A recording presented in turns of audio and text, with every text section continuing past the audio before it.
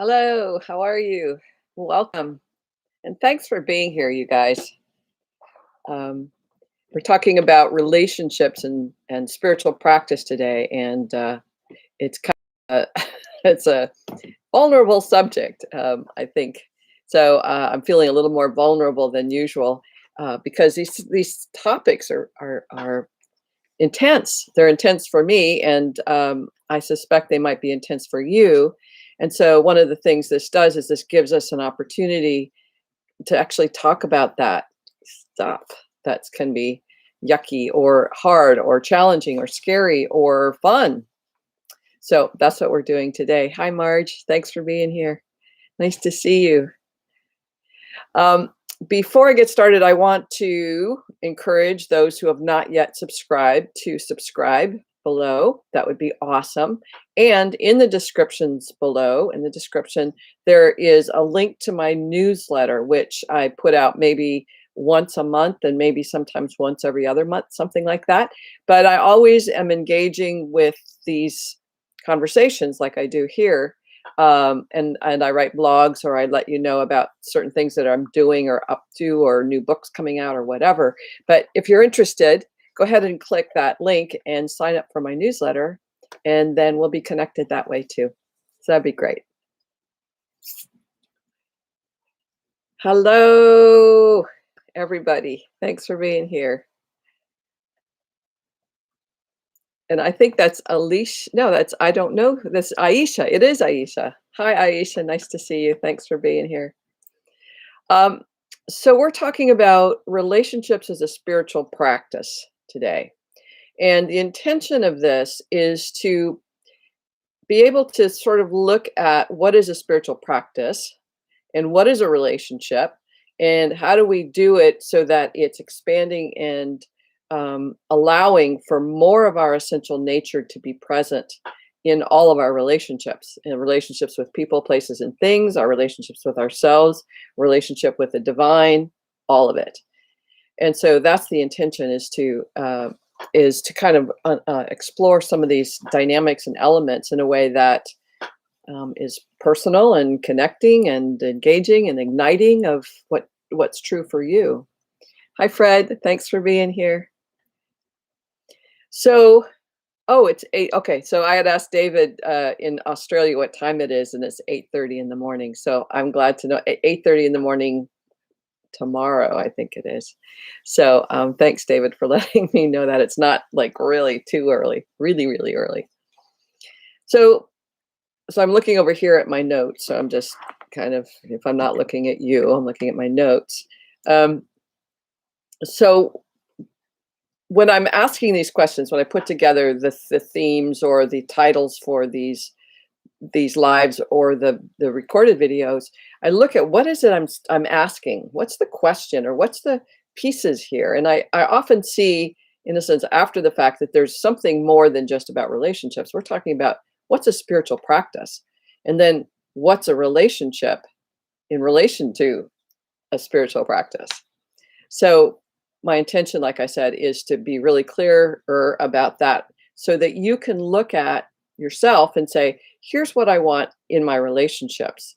Here's how I want to grow myself. Here's how I want to expand my capacity to be what I consider spiritual principles. Be more engaged, more generous, more kind, more present, more those things that we want to be more of, and also to be able to receive those as well. So I wrote down, what is a spiritual practice? And then I wrote down, a spiritual practice is conscious activity that brings about greater capacities to know oneself as divine, and to integrate that knowing into everyday life.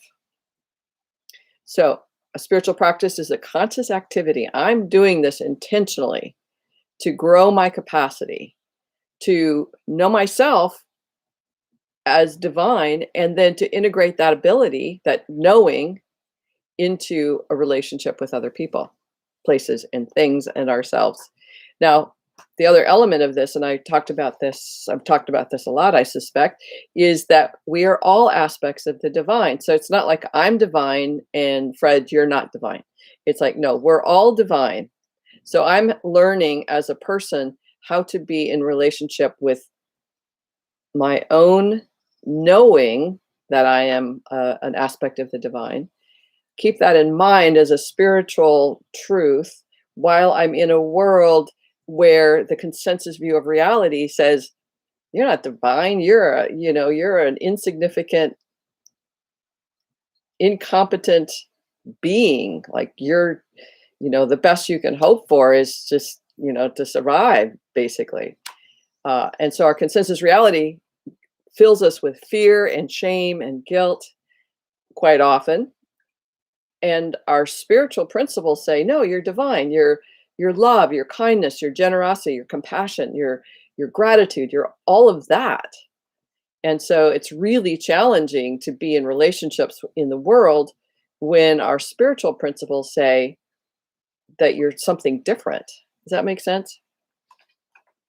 So I'm saying, does that make sense? And I'll give you guys a second to say, yes, that makes sense or not. But so for one thing is like, how do we cultivate spiritual practices? So we do that through meditation. We do that through walking in nature. We do that in 462,000 different ways. Each of us has a whole list of ways that we can connect with ourselves and in relationship to other people, places, and things through spiritual practices. We think of prayer, we think of meditation, we think of yoga, we think of walking, we think of fasting, going to church, going to synagogue, going to mosque, all of those practices that grow our focus and consciousness of our spiritual self.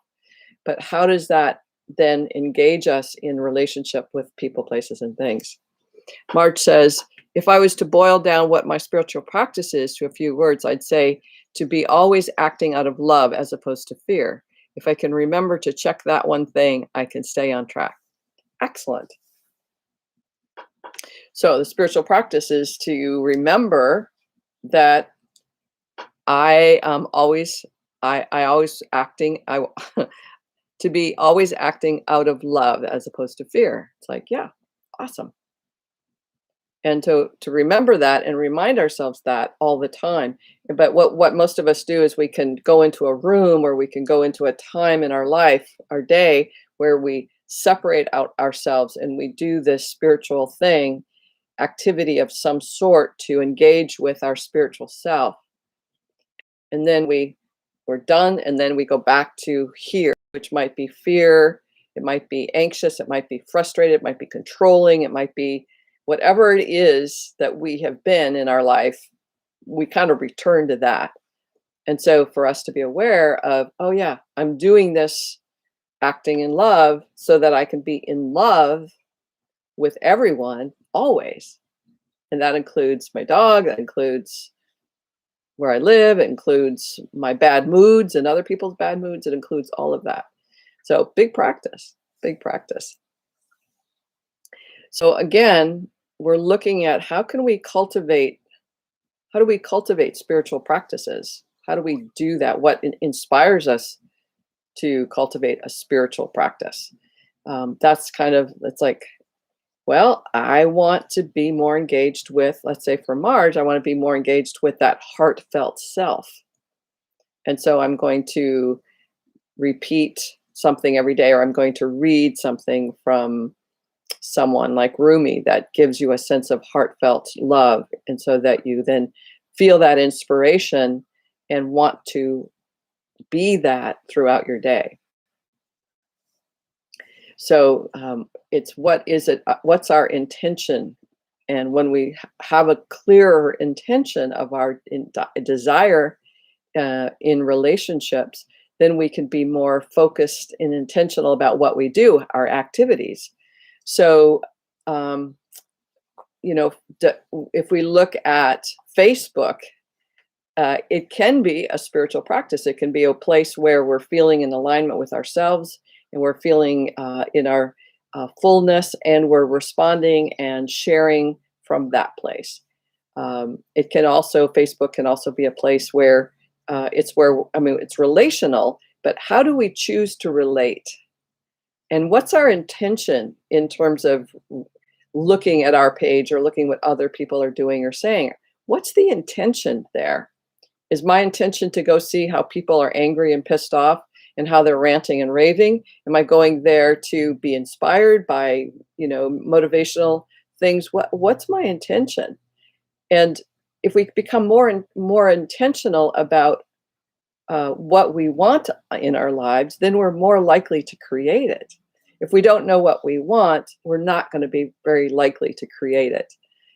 We live a life, and sometimes it's like the database just going through your computer with no sense of consciousness of, wait a second, this really isn't very fun, or this isn't very enlivening, this isn't very engaging, this doesn't feel like I'm connecting with my heart and my soul. That's what is it that you want? And so if we know what we want, then we're likely to do more practices to bring that about. And in this case, if you're wanting to learn how to play golf, you're going to go to the golf range and hit balls until you kind of get a better sense of what that is. If you want to practice playing poker, you're going to go play poker. So how do you create practices? So it's that intention. So one specific principle is, for instance, when I'm in the present moment. So this is just an example of a present moment, a spiritual principle. The present moment is all there is. Now, you've probably heard this a lot from different spiritual teachers, because in essence, it's the one of the big T truths of reality, of the universal truth of what is there's only this moment. And it's a big principle that's really hard to practice. And when we're relating to people, we'll say, or for instance, my dog here, it's like quite often I will prioritize my dog or other people above other activities. So a principle of in this moment, this is all there is this moment. I become more clear about how I want to be in this moment in relation to the person I'm with, or the dishes I'm doing, or my dog, or in this case, being present to you. Because right now, this is the only moment there is. And in this only moment, I am being present to you. And it's challenging because my intention is to have this relationship with you where there's an engagement and there's a connection and there's a delight in our being together. Even though it's just in this moment feels like it's me talking to you, my intention is that there's this connection and engagement in this moment. And I'm doing that as a practice. And I'm also being aware of, oh, I have information I want to share with you. And, oh, I have this I want you to get. Or, oh, I'm afraid that you might just go ahead and click that button and you're gone. All of those elements are in this moment. And so the more that I'm aware of, this is what I'm practicing today, my spiritual practice, be in the moment with you, then that's what I'm doing. And there's those places like, well, isn't there something more important? Or don't you want to make sure that you get this? Or what about all those clicks? Or what are those elements that are also principles of marketing or principles of YouTubing? But it's like, no, this principle I'm working on today is this principle. Be in the moment. I know I mentioned last week about this adventure I'm going to be going on in August, going horseback riding, trail riding for 6 days in the mountains. And so I'm starting to take lessons and starting to kind of get more familiar. It's been 30 years since I've really been engaged with horses, but they've been in my heart the whole time. So a couple of times I've had lessons, and then my teacher emails me and says, hey, would you want to come over and help groom the horses just for fun? And it was like, hell yes. And then there was like, well, do I really want to do that? Should I be doing something else? It's Saturday morning. Do I want to, why do I want to do that? Why would I want to do that? So in a sense, I had this spontaneous moment of being with the horse in the moment, grooming. And then I had all of this justification and beliefs and should I, and am I going because I should go, or am I going because I want to go? And is there something more important I should be doing? Like all that noise showed up with the opportunity to go and be in the moment, grooming a horse just because. And that's an interesting challenge for us to say, I'm just going to be here in this moment, be present in this moment, be alive in this moment without the distractions of all the shoulds and shouldn'ts and all that stuff. And that's when we begin to create relationship with ourselves. I'm listening, that I'm not happy about what I'm hearing because I would like, hey, yeah, I'll go. I want to do that. But then this noise shows up. And as this noise shows, I'm calling it noise, but all these, are you sure you want to do that? Wouldn't you rather do that? Or you don't really want to do that. You'd rather stay home and clean the ponds and clean the filters of the fish ponds and stuff. You'd rather do that. And it's like, wow, I don't know. I don't know what I want. I don't know in this moment what's true. I'm going to go do the horses. I'm going to practice being in the moment and enjoying that connection, because that's what relationship is being in connection with you in this moment, or my dog when I'm done with this, or dinner with my friends when I'm done with that. It's those moments of connection. That's the relationship elements of it. I'm talking a lot. What are you hearing? Aisha, David, Fred, what are you guys hearing? What's showing up over there as I'm saying all this? Thoughts. Diversions by thoughts of past or the future remove us from each moment. Therefore, to be fully awake in each moment is to be empty mind, so as to receive and experience fully each now. Woohoo! Thank you, David. And we have that's a principle, that's a truth, and to practice that is big work. It's big work. People who get married is like, hey, I am devoting my life to you, and that works for about months. And then Charlie says to his wife Irene, hey, I'm going to go play poker with the boys tonight, and she's like, what about that devotion thing? And relationship starts from there. So it's, I'm going to move a little bit more into some thoughts about relationships, and how we develop our concepts of relationships. But I think I just wanted to share that even in sharing with you this dilemma regarding what I really want in relation to going to be with the horses or not, it brings up for me my whole dynamic of being in here that I have yet to see about, wow, I don't even know in this moment what's true for me. And I don't know how I'm operating from this other part, David, like you said, this element of the diversion by thoughts of my past or what I should do or how I should be. I don't even know the truth yet about me. And I'm aware of this layer almost of stuff that has been imprinted on me so that I operate the way that I have. So I'm becoming conscious of these dynamics in my brain, in my mentalizations that go, no, you don't really want to do that. Like, what's the point? What's the point? And it's like, wow, I don't know. I'm being able to distinguish and discern that there's something going on inside of me that keeps me from being in this place of each moment in the present. And it's like all this noise. So I'm paying attention to that, and it creates emotional turbulence. And so now I'm being with that. And so I have a relationship with all of this, as I'm having a relationship with you, as I'm having a relationship with the content. Marge says, I worked at a spa and the receptionist warned me about a difficult client.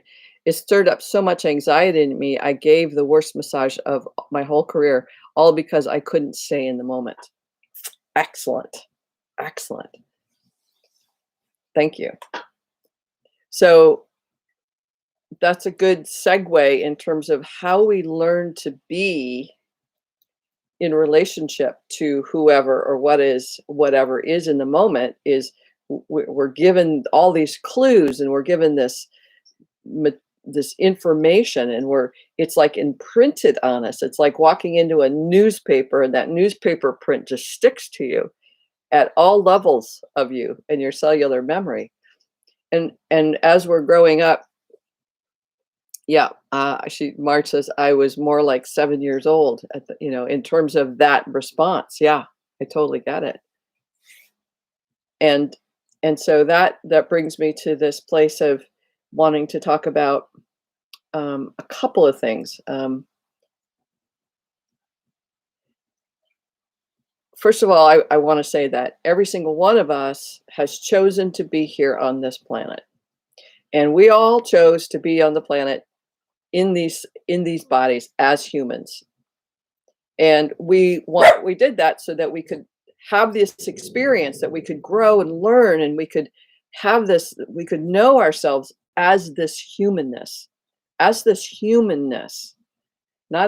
ego-ness, not as this structure and identity or the roles that we play, the identities that we take on and the roles that we play, but who are we in this as we're playing those roles and identities. So we're in this human body, we're in these roles and these relationships, and we're learning who we are. Hey, Grace.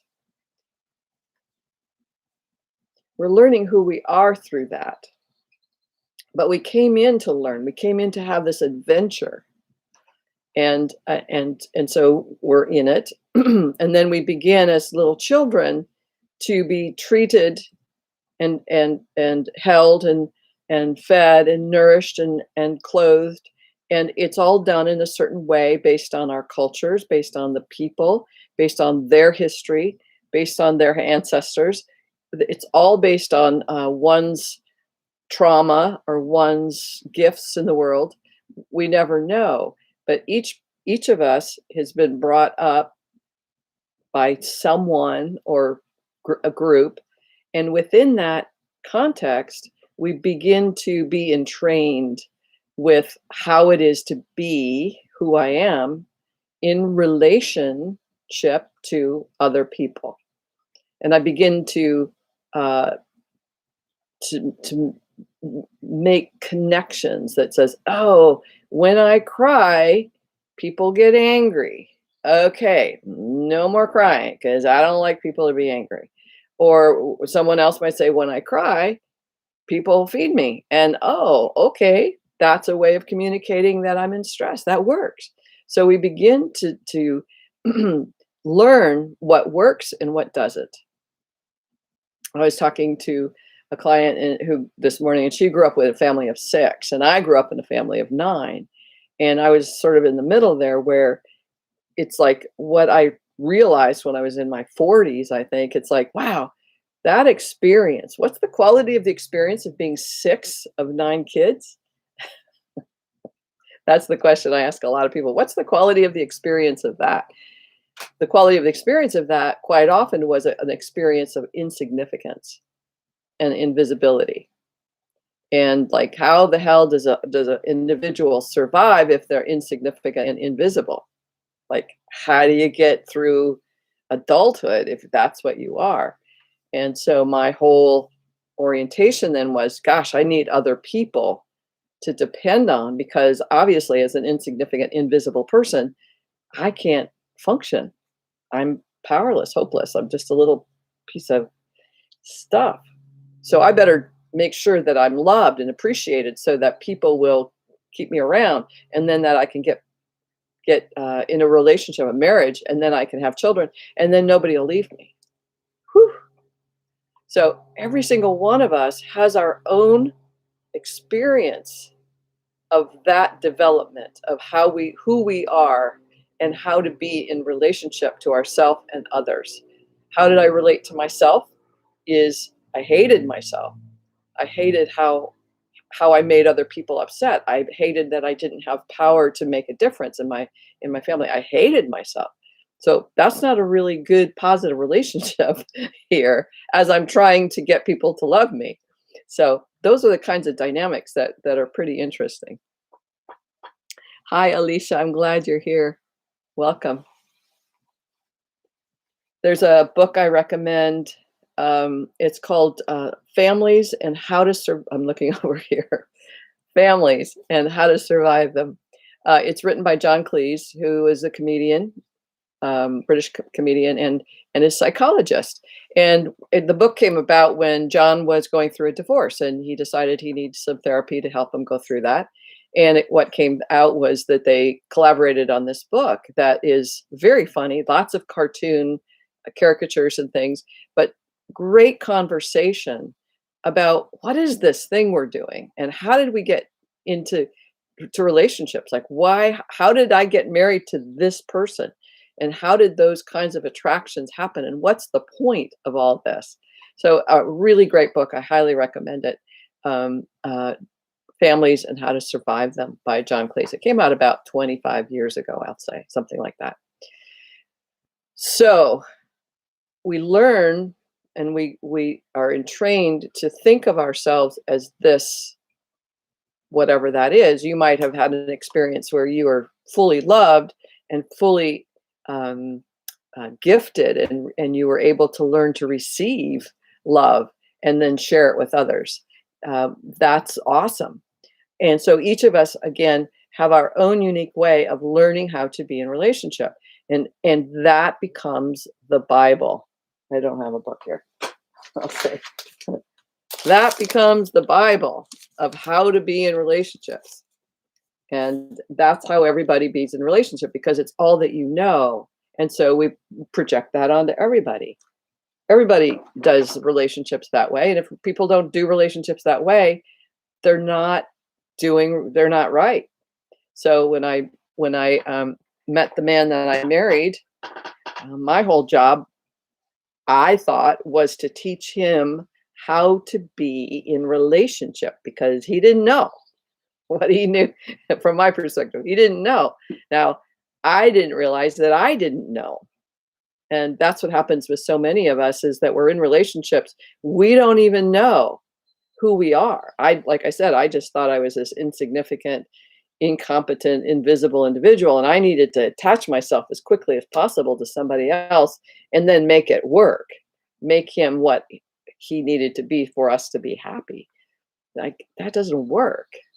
It's no spirituality whatsoever in there. It's all about survival, and it's all about manipulation. It's all about strategizing, not about love. There was not much love in that context. It was, I loved him, but it was really more about, how do I stay safe? How do I keep this person in my life? How do I create this facade of happiness and fulfillment? And it didn't last long. We got separated after about 6 years. But those dynamics is what most of us are entrained in, and we don't even know it, because we're just thinking that's how it is. But there's a point where we realize that the relationships, how we're being in relationships, or the relationships that we're attracted to, they're not working. And as most of you know, probably, is that you might be a repeat offender, if you will, of relationships. You're with this person, and here's the dynamics that show up, and it's like, okay, I'm breaking up with that person. Here's this person, same dynamics, break up. Here's this person, same dynamics. And after a while you go, wait, it can't be them, it's got to be me. And what is it about me is that is creating this? And it's not, it goes from pathetic, poor loser me who can't do it right. I can't tell you the number of times I apologized in my marriage because I took it on as my responsibility for this to work. So if it wasn't working, I continued to say I'm sorry, and that was true in the second significant relationship I had, where I would apologize all the time. That was my way. That was my reality. Was that I was wrong because I'm insignificant, invisible, incompetent. So it must be me. At the same time that we're trying to work this out. David says relationships. Find yourself first, and when you are whole, then you're ready. It's not to change oneself for another, nor to change the other for self. Exactly. And but we don't quite often, David. We don't even know the degree to which we don't know ourselves. I mean, I'm like I said, I'm just with this horse thing. I'm feel like I'm coming into this whole part of a house I didn't even know existed before, with all kinds of thoughts and ideas and beliefs about myself that I didn't even know was there. And so there's so much of us that we can't know without that connection or that relationship. Now that we go into special relationships, we get married and hope that person fulfills us, or we hope that we'll get our needs met, or we get that love that we think, we the point here in terms of the relationship of spiritual practice is this is where we can learn to know ourselves.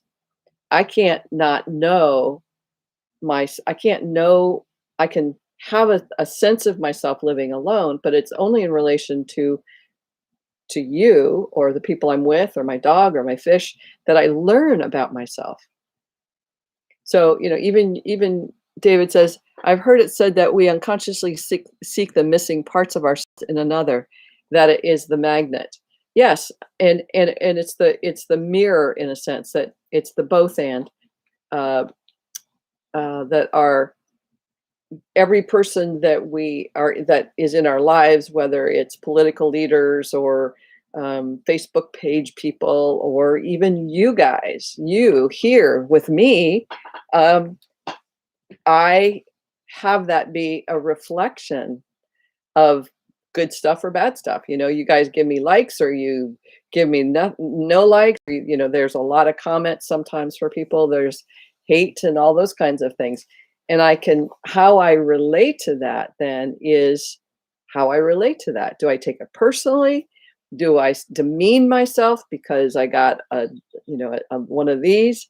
What do I do in here as I'm being with you?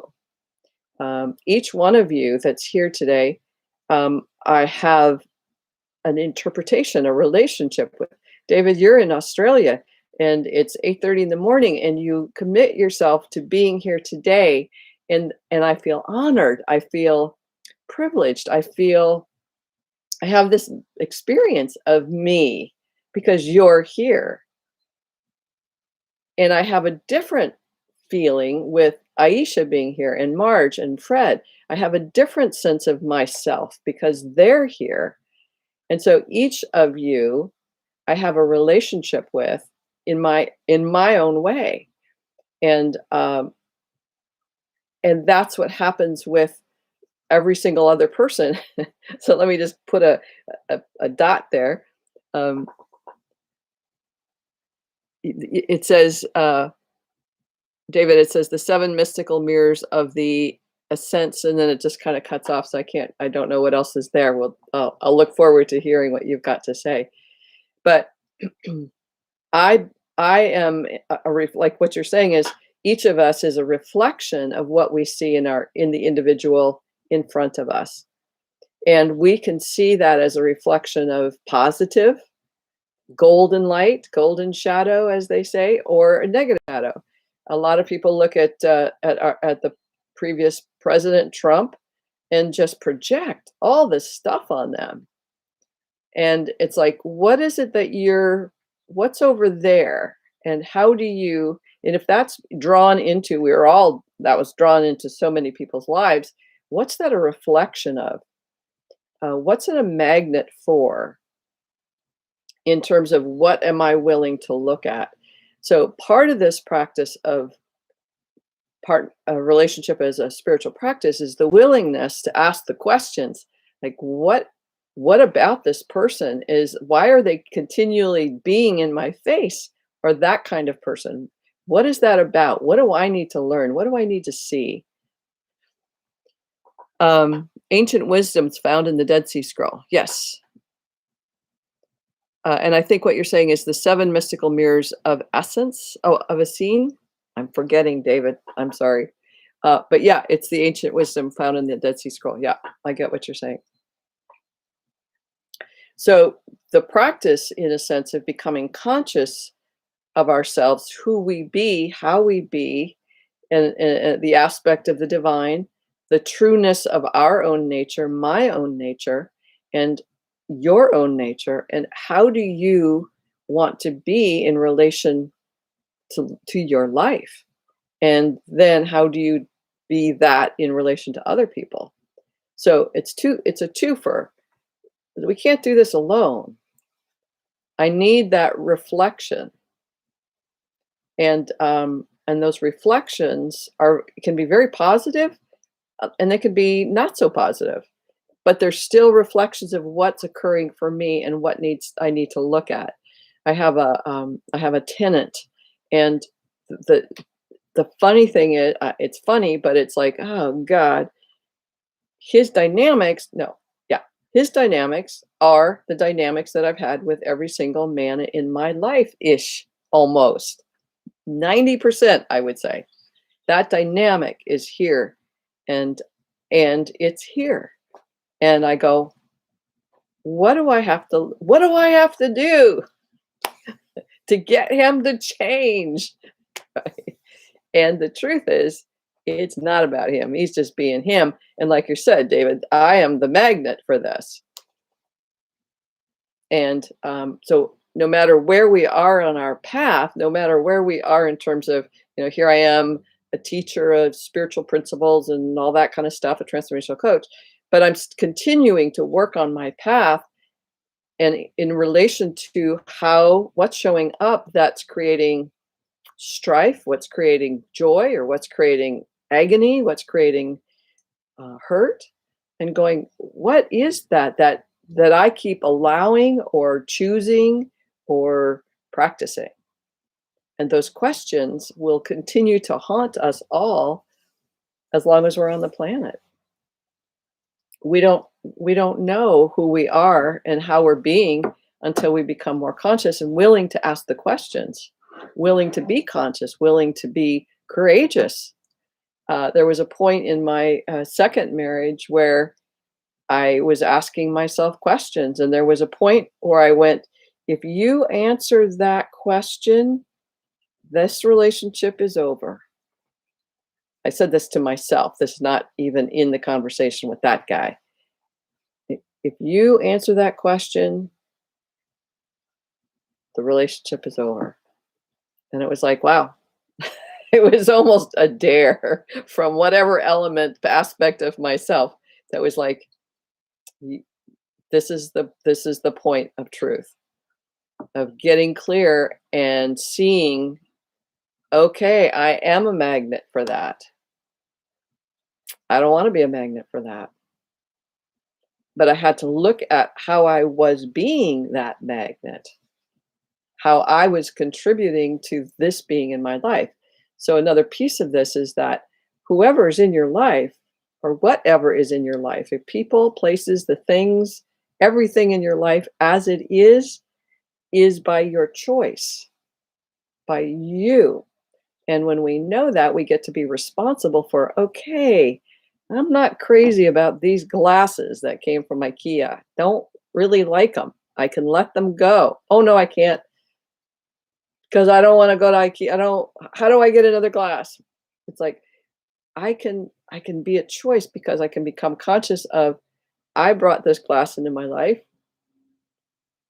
I brought this microphone, and I brought this wallet case, and everything you see in my life, I've made it. I made it, or I created it, or I manifested it. It's here because I'm responsible for it.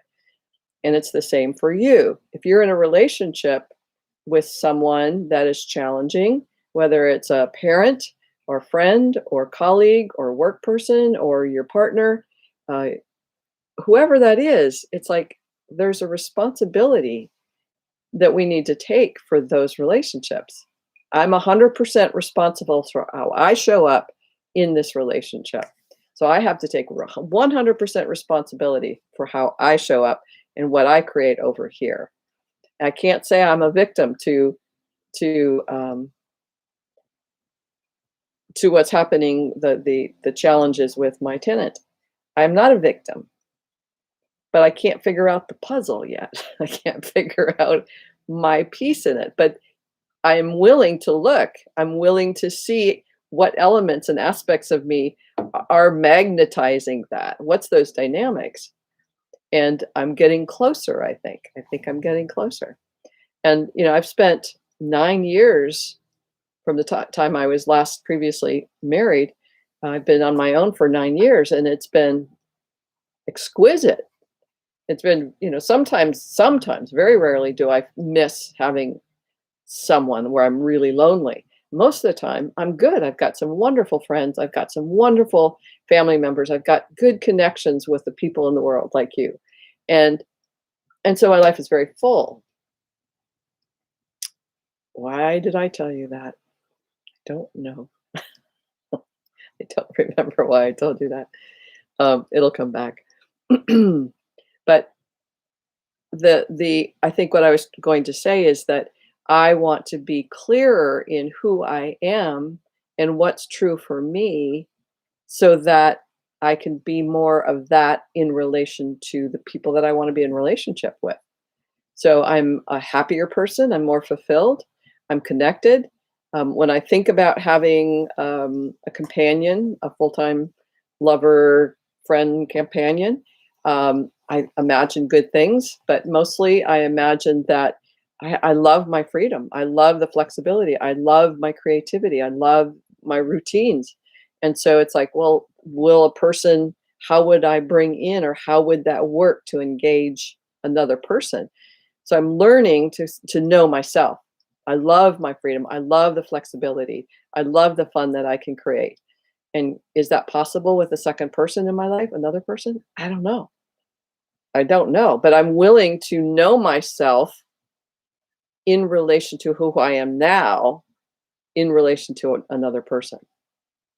Does that make sense? And I think that's what we're up to here. Is able to we're able to get clearer about, this is who I am, and I want to be in right relationship with myself, in relation to you, in relation to my puppy dog, in relation to my friends or a partner. I want to be in right relationship with myself in relation to that. And I don't think I'm strong enough yet to be able to do that, because I'm still losing myself to my tenant. I'm still losing myself. I told my client today, I said, I'm not yet apologizing this time for evicting him, but in the past I've apologized. I'm sorry, I have to evict you, but you're not doing what you said you would do, and I'm apologizing. And so I'm looking at those dynamics, because as I can make humor out of that, it's like, oh my God, I'm still doing that. But I'm aware of and conscious, and that's again that spiritual practice element of cultivating awareness, cultivating consciousness of what's that pattern? How come those crummy words came out of my mouth? Why did that meanness come out of my mouth? What is it that's triggering those judgments?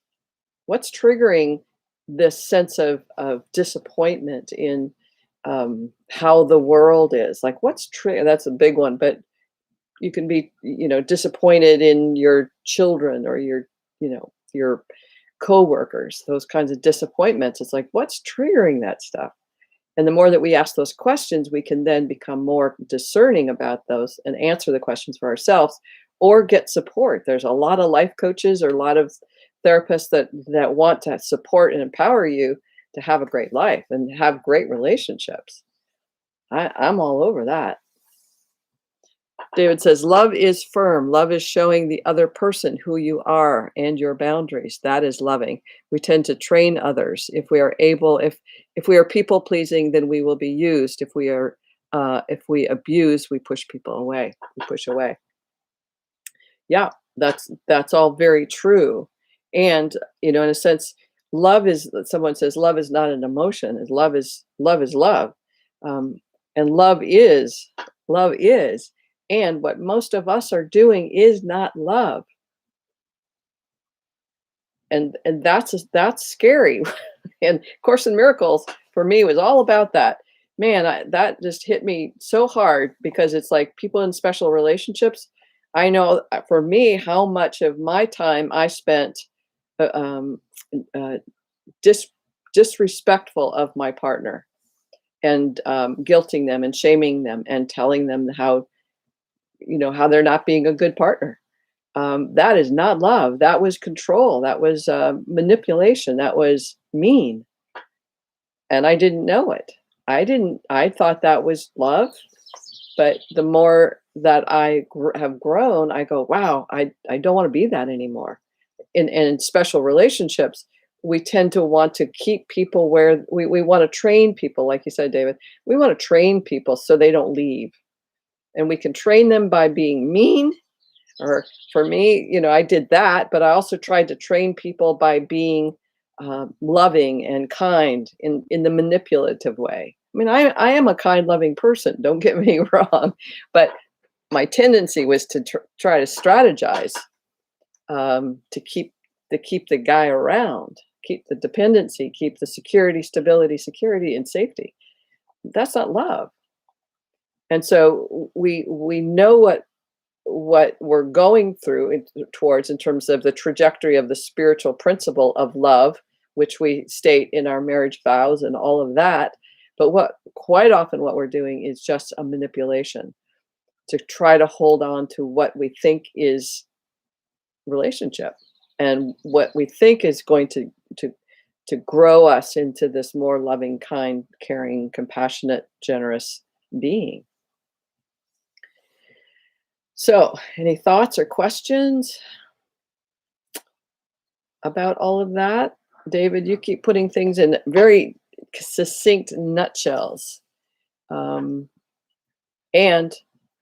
at the same time, to really, my intention is to help, to empower you to actually ask yourself these questions, not just, I mean, obviously, this is an hour-long YouTube, and it's very depthy stuff that's maybe yucky. It's like, I don't want to look at that. I totally get it. A lot of my clients in their 20s and 30s and 40s and go, I don't want to know that. It's like, I get it because I was the same way. I didn't want to know that. I was still in my 50s. I didn't want to see it. I didn't want to know it. I was still trying to do my thing. But the more that it's like, in some ways, I think I'm a relationship addict. And in a sense that my tendency was to hold on to a relationship to know myself through that identity, like as a special relationship. With my children, it's like I'm a mother and I want to know myself through that identity, or I'm a coach, and so I know myself through my identity as a coach with those people, and so I have these different ways of relating to people, and each one is different. My daughter, my children. Their sense of who I am is different than my sense of, but I was trying to be the mom. I was trying to be that. David, you're kind of talking to that again. I was trying to manipulate them into wanting to belong to me. That's a big issue for me. I want that belongingness, especially from my children. That's what we all want. But when we don't get it, we kind of blame them and we shame them, or we blame ourselves or shame ourselves. I'm not a good mother. And it's like, wait a second, let's kind of look at this. Let's look at this. David says a passive aggressive manipulation is something learned perhaps by parents in controlling or dysfunctional family environments. Absolutely. Absolutely. In dysfunctional families, which is most, I'm gonna rephrase that for a second. But a lot of families were taught, especially dysfunctional families, were taught not to think, feel, need, or want. Didn't know what I need. It's like now, it's like, do I go to the horse thing on Saturday or do I not? I don't know what I want. I don't know what I want. That's honest to truth. Okay. So where I was trained, and a lot of people are trained to not know what they think, feel, need, or want. And so what's left? And what most of us are operating on again is this sense of desperation and despair and depression and how am I going to survive? And I talk a lot about myself in terms of my own personal experience with this stuff, but I'm also talking from a lot of experience with clients or people that I've trained or people that I've done workshops and retreats with. So it's not just my like thing, but most of us have grown up in families. Every one of us has grew up in a family where we learned what we learned. And when we go into another situation, what we learned, it either gives us the opportunity to grow and expand or it doesn't. And most of us will because we're raised the way, if I'm raised as a tomato and you want to put me in a carrot cake, uh, it's not going to work, right? I can't become a carrot, but it might require a carrot. So maybe it's not me. But my point is that we come to a point where um, I will find myself that who I am and what I'm not is not going to fit what's required here. And so I have to either shift myself, which is maybe what I want to do, or say, no, this is not for me. But so what's dysfunctional? A dysfunctional family, we have very strong thoughts about that. But the truth is, I worked with a fellow, this was a number of years ago, and he says his family was really wonderful, and he learned love, and he learned generosity and caring, and everybody was really kind. But this guy, he said, now I'm in this. He was in this startup company, a vice president potential, and he didn't fit in, and he didn't have the social skills to work with other people. So even though he had a great childhood, now he looks like he's dysfunctional, even though he had the best family life possible from what he said. But now he doesn't know how to create these social skills or develop into this individual that's a leader. And, and so most of us have lapses or lacks in our where and how we grew up. That's why we have education. That's why we have leadership programs, or how we have all kinds of groups so that we can, and self-help books, self-help everything, so that we can look at and really get to know, oh, I don't have that skill yet. And we think, oh, you grew up in a happy family, you know it all, you can be anything you want. But we all are going to be challenged at some point to be something else, to grow ourselves, to expand. And that's the adventure that we're here to do, is grow and expand ourselves. The only way we can do that, go, wait, this doesn't, I'm not fitting this little, I'm not this little round hole thing going in a round hole. I'm kind of a squarish thing. Doesn't fit. So do I change myself, or do I look for something where I'm a better fit? It's just a choice. There's no right, wrong, good, or bad.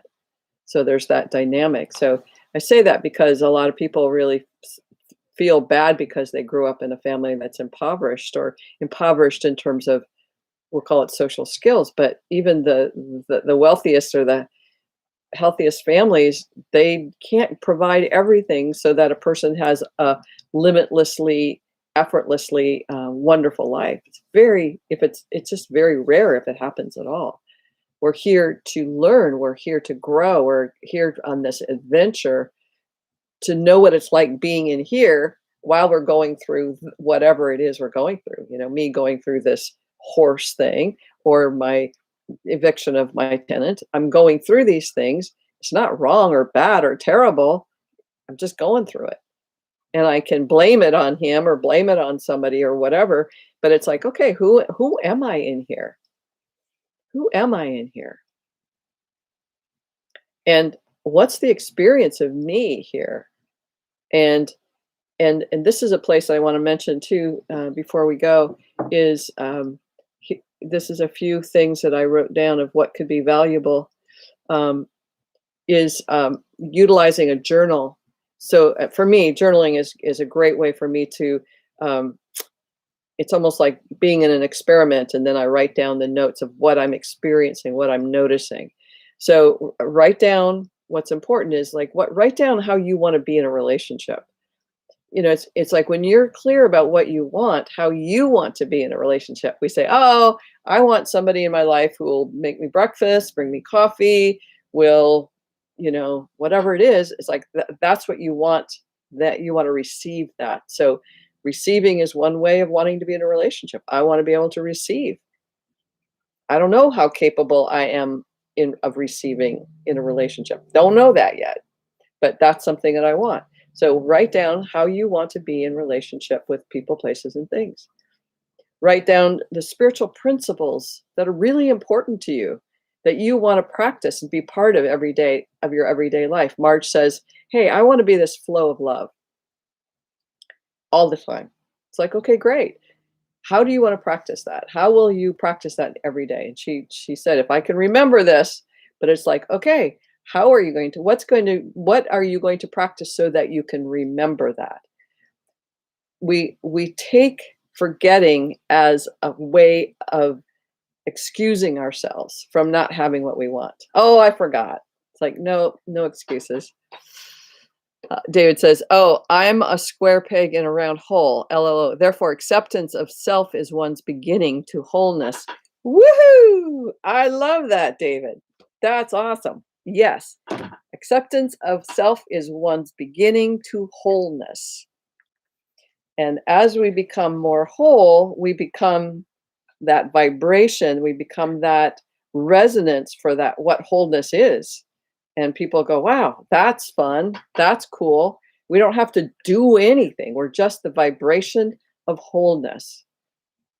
We're expressing that wholeness as we are, without anything. I don't have to go clean horses, I don't have to stay home, I don't have to do anything to express my wholeness, because I'm just whole, getting there, just getting there. So listen for and attune yourself to those spiritual principles that are really, really important to you. Now, sometimes people say family is a spiritual principle. It's like we got to talk about that a little bit more. We will talk about that a little bit more, about those dynamics, because family is a relationship. We have a relationship with people, places, and things. What's our context and our perspective? If the people in our family are harmful, how do we want to be with that? It's we're in relationship with ourselves. And David, you just did it so great right there, of learning, accepting that you're the square peg and can't fit into that round hole. Yeah, that's the beginning of our whole. Like, oh, that's just not going to work without apologies. Marge says, "Let's hear it for the square pegs in the world." High five, David. So, thanks, Marge. So, writing down what you want and how you want to be in a relationship. I want to be receiving, and I want to be joyful, and I want to be loving, and I want to be kind, because that's who I am. And I want to be true, and I want to be transparent. I want to be authentic. I want to be in integrity. I want to be all of me. I want to feel, um, I want to be intimate in a sense. I want to be able to share my truths. So all of that is like, here's what I want. But now we've got these practices, these spiritual practices or spiritual principles. Which principles will align me and keep me in alignment with that practice? And then notice what shows up. Okay, I want to receive. Oh, that makes me selfish, right? Who has not heard that one? I want to receive. I want to be able to receive love. Oh, you're selfish. It's like that's what happens. Oh, now I feel guilty, and now I feel confused. Now I feel like I'm that round hole in the where I want the square peg, all that kind of craziness. So we start to feel discomfort when We say, here's what I want, and then all of this comes in about which makes you wrong or bad or guilty or shameful. So we're paying attention to what's happening here as you articulate your wants and your needs and your feelings and your thoughts. What's happening here?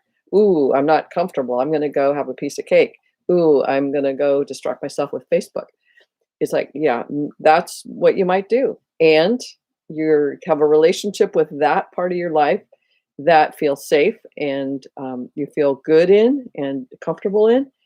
You need that place where you're safe. And as you explore and become more and more safe here, and more safe, knowing that as a square peg, you're you're doing a very good thing for the world by knowing that and expanding your expression of a square peg. Is that right?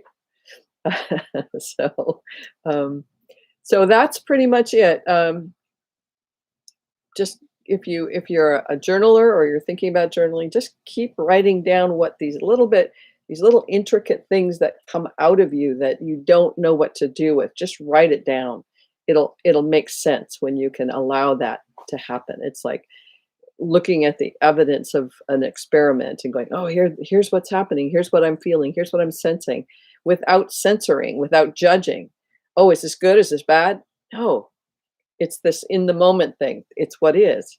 And let yourself have that and honor yourself in this human experience. This is what you came for, is to feel the rapture and the exquisiteness of these potentially deep emotions that we just have no idea are available to us.